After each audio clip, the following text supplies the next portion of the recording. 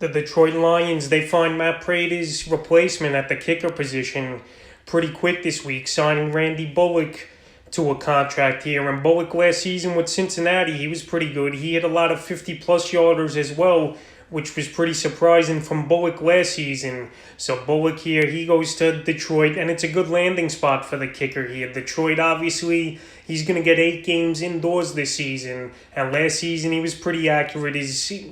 Bullock hitting 80% of his field goals, and this year with Detroit, with the indoors, I think he'll hit more. Cincinnati, obviously, the weather's pretty bad out there in the winter months of the season, so Bullock gets a good landing spot in Detroit, and he's going to contribute. And the last couple seasons, he's been a pretty solid kicker for fantasy owners and for his football team.